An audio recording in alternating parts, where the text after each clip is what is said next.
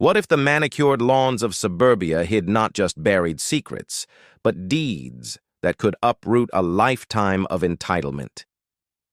For Karen Ellis, one nosy complaint was about to unearth a truth that would make her the outsider in her own neighborhood.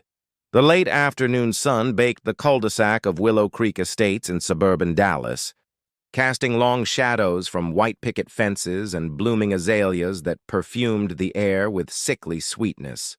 Cicadas droned in a relentless chorus, punctuated by the snip-snip of shears and the low hum of a lawnmower as beads of sweat trickled down necks under the relentless Texas heat.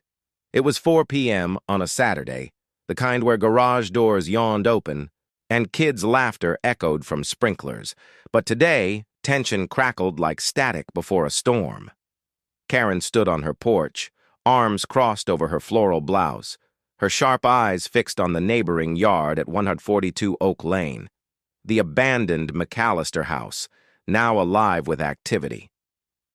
Two black men, mid-30s, in worn jeans and work gloves, moved with purpose, one pruning overgrown hedges with precise cuts, the other edging the lawn, their laughter carrying over the buzz of tools.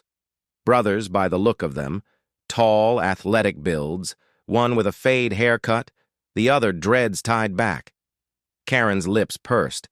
She'd called the HOA twice already about suspicious loiterers. This was her domain, president of the neighborhood watch, guardian of property values. But they ignored her glares, focused on transforming the neglected yard.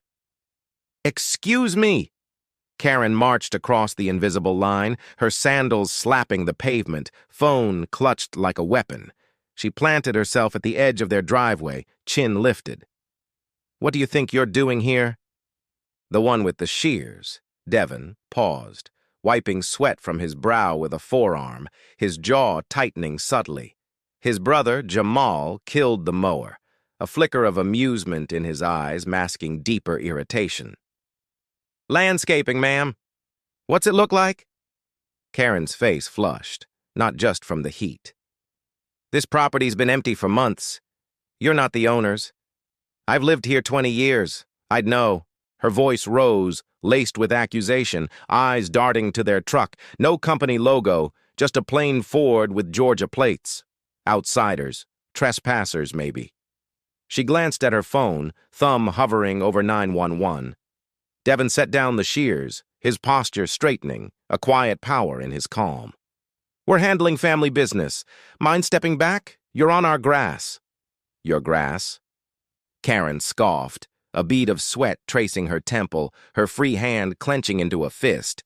"Listen, I don't know who hired you, but this isn't some inner-city lot.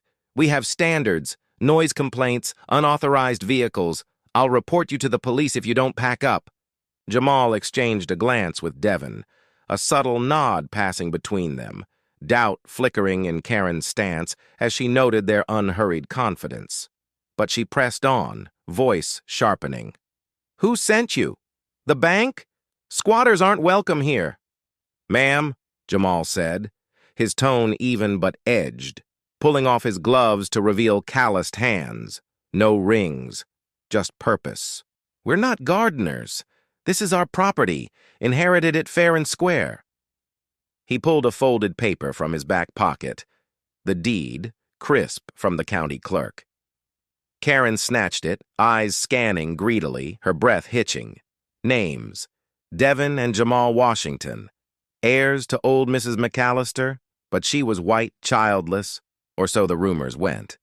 Karen's mind raced. The widow had no family, everyone said, yet here it was, notarized, dated weeks ago. Her grip tightened, crumpling the edge, a tremor in her fingers. This can't be. She wouldn't. Wouldn't what? Devon stepped closer, his voice low, intense, the air thickening with unspoken history. "Leave it to us. Her grandnephews? Blood doesn't care about color, but you seem to." His eyes bored into hers, highlighting the power shift. She, the intruder now, on their land. Karen's face drained, a flicker of doubt cracking her facade as neighbors peeked from windows, phones out. She'd rallied them before against undesirables, the Mexican family last year, driven out by complaints. But this? The deed was ironclad. Her calls to the HOA, the police, they'd backfire now. Entitlement curdled into fear. What if they sued for harassment? Jamal took the deed back gently, his smile tight. Welcome us properly next time. Barbecues next weekend. He turned away, mower roaring back to life, dismissing her. Karen retreated, heart pounding like a thriller's climax, the cicadas mocking her silence.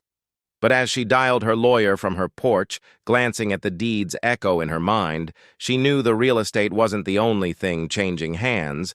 Power had roots deeper than any lawn, and uprooting them might bury her instead.